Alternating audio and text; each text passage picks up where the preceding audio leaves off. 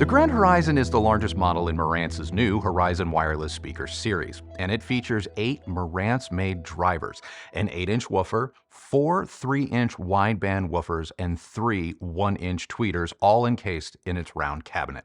The whole system is powered by Marantz's own GaN-FET amplifier, which has a total power rating of 370 watts using the new standards set forth by the FTC.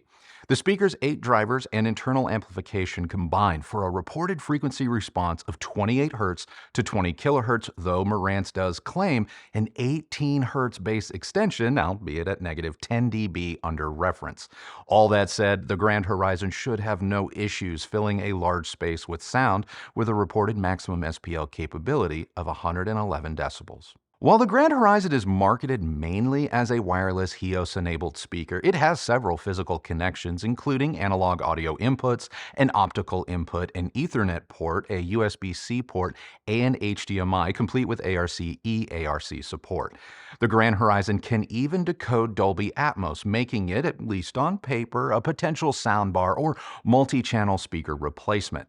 It has wireless connectivity as well, including Wi-Fi, Bluetooth 5.4, AirPlay 2, and Spotify Connect. Using the HEOS app, you can also access popular streaming services such as Tidal, Amazon Music, Pandora, Spotify, Deezer, and more, not to mention access locally stored music on your home's network or network-attached storage.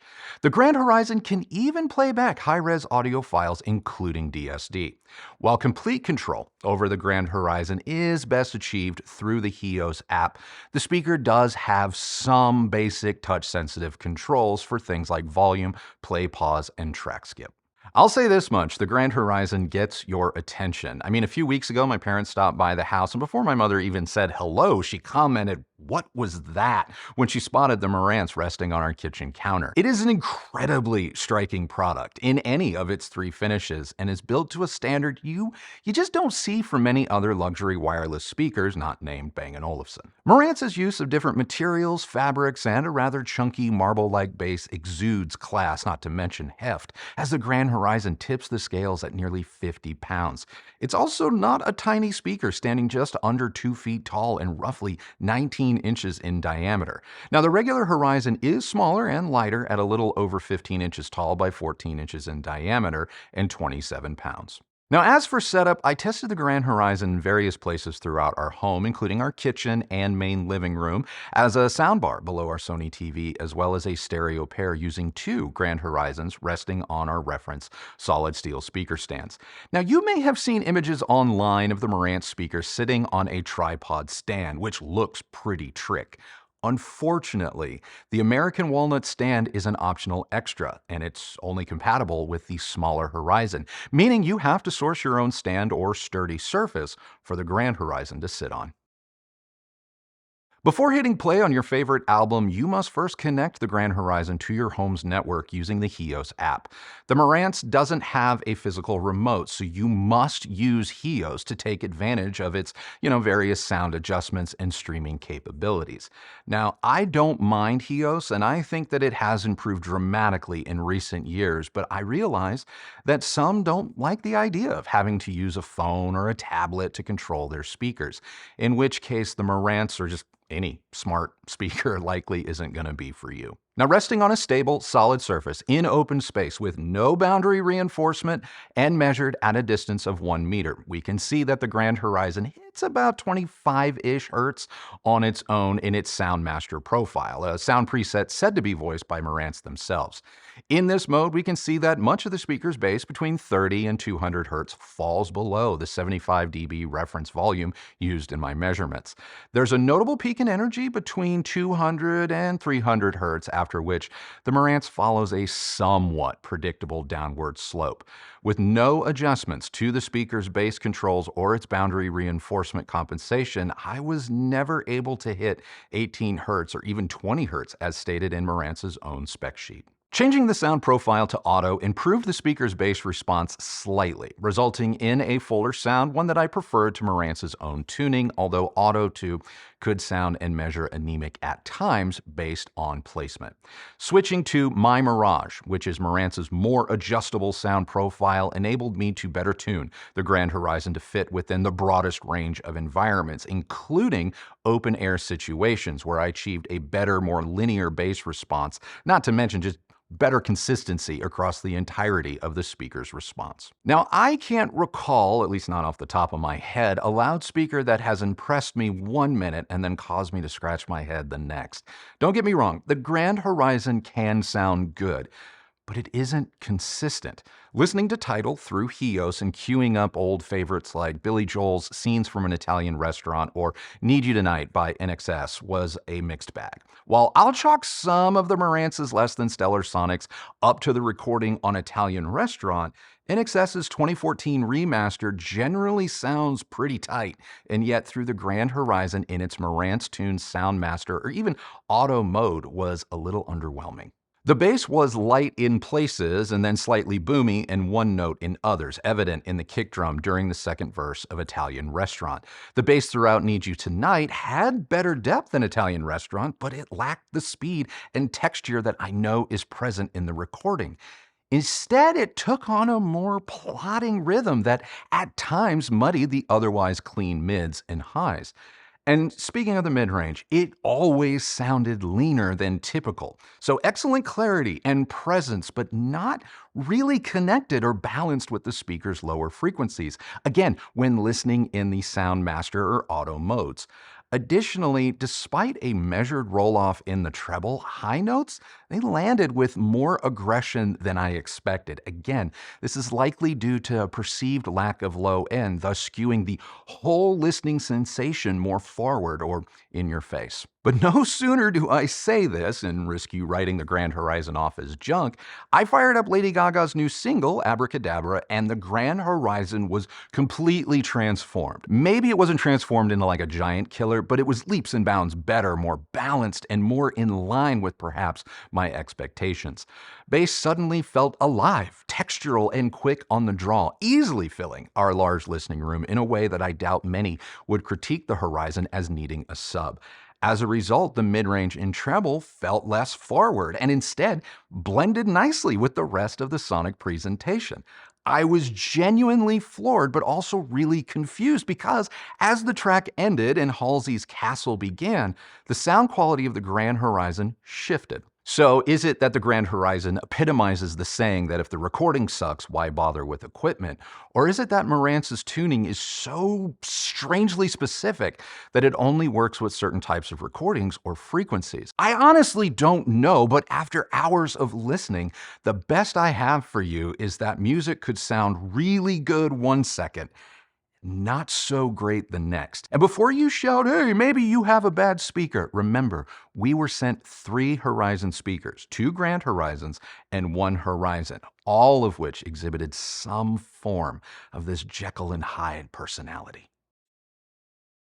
But not willing to write the Grand Horizon off completely, I switched to its My Mirage sound profile and decided to get extra geeky with its settings until I achieved a level of consistent sound quality that I felt befitting of the speaker's premium price tag. This is when I discovered that unlike a lot of so-called lifestyle or set and forget wireless speakers, you really have to pay attention to where and how you set the Grand Horizon up, and it is all about that bass. Now, because so much of the Grand Horizon's performance seems to really hinge on whether or not you or it can get the bass right, I placed the speaker in our room where subwoofers tend to sound and measure their best. In this position, and when using the My Mirage profile with some adjustments to its room boundary and bass controls, I finally achieved the consistency of bass across the widest range of source material, be it well-recorded jazz to modern pop music, which was a relief. With the bass dialed in to better suit my room, the speaker's mids and highs, they felt more balanced and in proper alignment with the rest of the speaker's performance, regardless of its volume. And from here, I could also dial up the speaker's sense of spaciousness using the manual controls located in the My Mirage sub-menu, controls you don't gain access to through the other sound profiles, which is weird. On its own, without any spatial adjustment, the Grand Horizon doesn't orally disappear. It remains pretty directional, though it is capable of easily projecting sound beyond its boundaries and filling a room, just not in a traditional stereo sense. Adjusting the spaciousness slider definitely gives the perception of more air.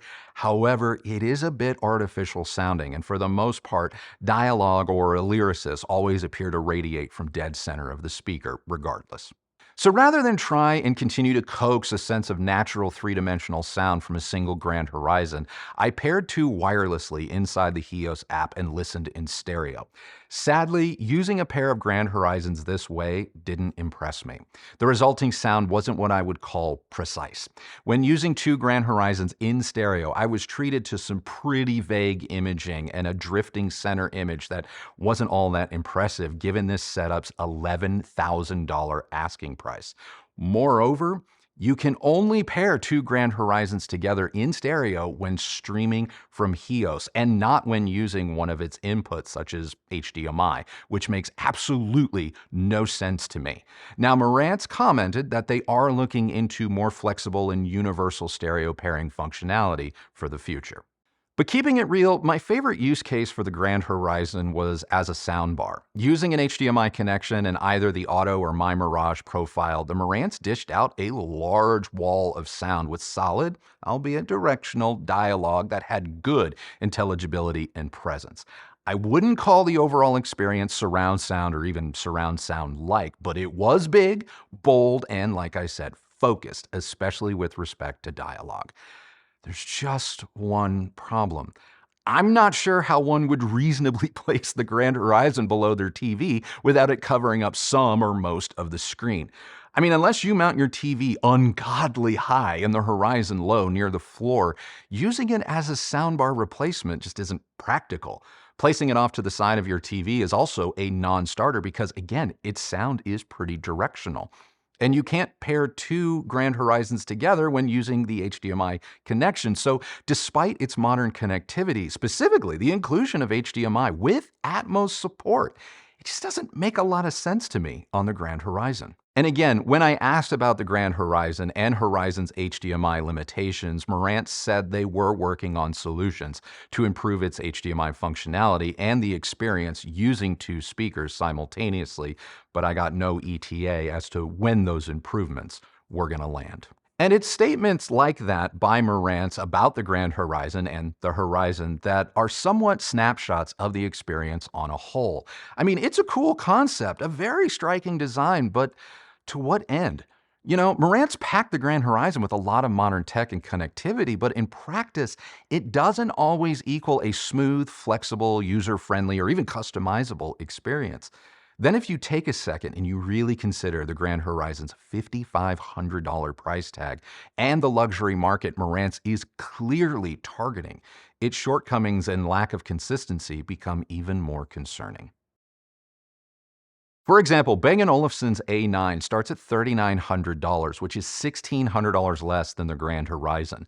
Before even considering sound quality, for just under $4,000, you are getting a speaker that is easier to place and set up, has a built-in stand, can be wall-mounted using an optional mount costing $150. It has interchangeable designer grills and different leg finishes, as well as an app with greater functionality, including auto room calibration, EQ, and customer user presets. Moreover, you can buy a pair of A9s for less than $8,000. That's $3,000 less than a pair of Grand Horizons. Regardless of which speaker sound you ultimately prefer, minus the A9's lack of HDMI, it simply is the better, more capable, flexible speaker and the greater overall value, which is something you don't often attribute to Bang & Olufsen products. Nevertheless, the A9 wins in this head-to-head across the board, including sound quality. And it's much the same story when comparing the Grand Horizon to another Bang & Olufsen speaker, the Balance. On its own, the Balance costs $2,200 less than the Grand Horizon while sounding just as large, enveloping, and well, or balanced, or consistent track to track, genre to genre. Like the A9, the Balance has auto room correction, not to mention better features and functionality than the Marantz. And you can also pick up a pair of balances for roughly the cost of one Grand Horizon and enjoy a better stereo experience in the process. And then there is the KEF LS60 at $500 less than a single Grand Horizon. You simply get a demonstrably better music and movie solution, even if a pair of LS60s take up more space. The LS60s are equally stylish, equally well made, and far more versatile in every sense of the word compared to the Marantz. And if you're looking for a smaller but equally versatile and well-rounded speaker, there's the LS50 Wireless 2, which at $2,000 for the pair represents a savings of $3,500 compared to the Grand Horizon and $1,500 over the cost of one Horizon. And while I'm on the topic of the Horizon, the Grand Horizon's smaller sibling, if you want to invest in the Horizon line, I would choose the smaller model.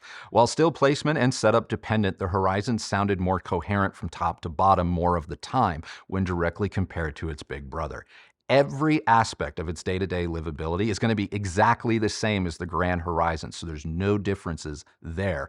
But in terms of size and flexibility, the Horizon is a little easier to live with, and at $3,500 is the better quote value of the two. However, if you want the sexy cool tripod stand, be prepared to pay an additional $700 for the privilege. But if you want a more designer speaker that can also double as a soundbar, there's Canvas. Starting at $3,500, the Canvas can do almost everything the Grand Horizon can and more. It sounds great with all genres of music, not to mention it is an absolute smoke show for television and movies compared to the Marantz.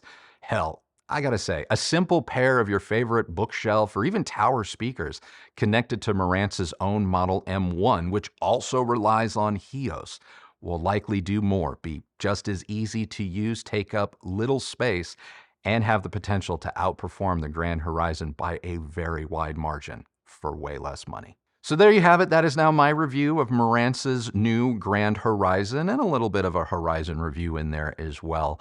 What do you guys think? What do you guys think of this product? I was super excited to review it. When I saw the photos at the release, was it late last year? I was like, whoa, did not have Marantz going like full B&O on my bingo card. But in practice, it just didn't hit the mark for me. But I'm curious what you guys think. So sound off down below. In the meantime, if you like this video, please do give it a thumbs up, like, and subscribe. Go ahead and ring that bell so that you're notified when new videos come out. I thank you guys so much for being patient with us as we continue to work through some changes in the family. So thank you for all your kind words and well wishes. And I too can't wait for Christy to rejoin this channel. But until then, remember, the only person who has to like the sound of your system is you. So happy listening, everybody. Thank you so much for watching. See you on the next video. Bye.